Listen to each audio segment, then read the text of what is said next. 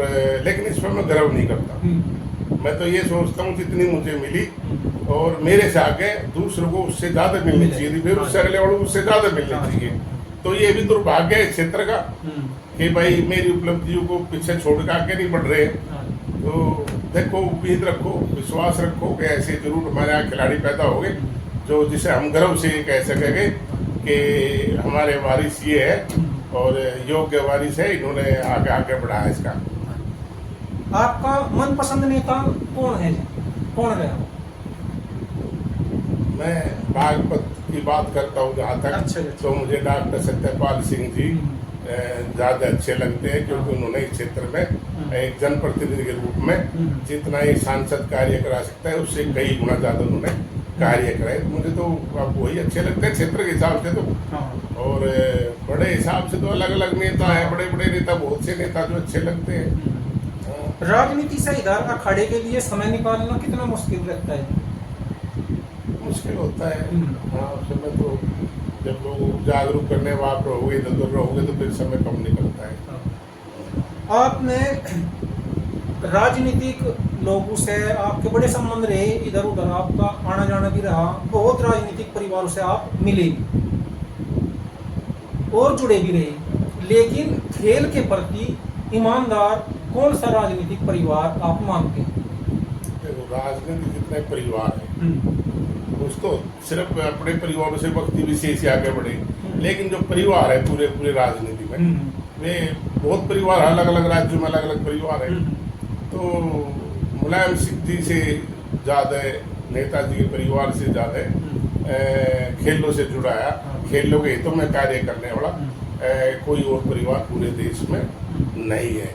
आप ये देखो ना, नेताजी ने खिलाड़ी यूएस भारती पुरस्कार देना शुरू करे, उससे पहले कौन सोचता था खिलाड़ी यूएस भारती?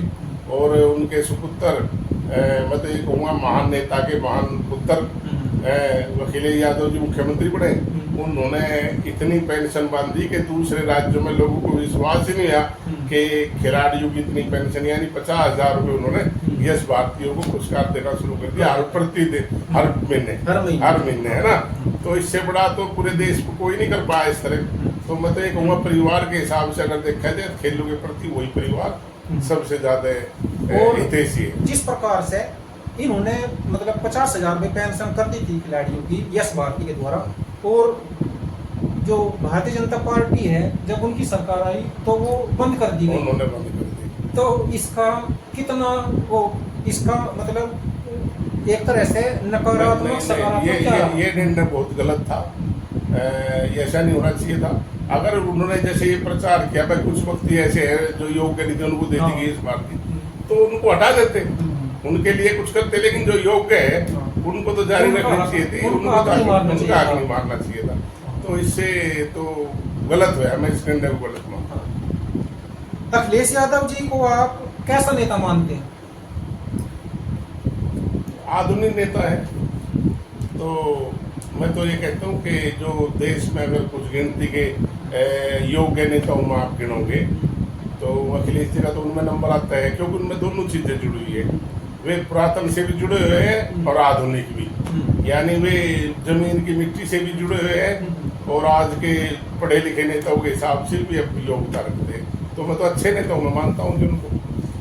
तो क्या जो यश भारती है, यश भारती जिस तरह से बंद है, तो ये भविष्य में मतलब दोबारा से लागू होनी चाहिए? तो उनको बंद ही नहीं होनी चाहिए थी, जितनी जल्दी लागू हो जाए इतना अच्छा होना चाहिए। ये तो खिलाड़ियों का उत्साह बढ़ता है, उत्साहवर्धन होता है। दूसरे राज्यों में भी एक अच्छी इमेज बनती है उत्तर प्रदेश के खिलाड़ियों की।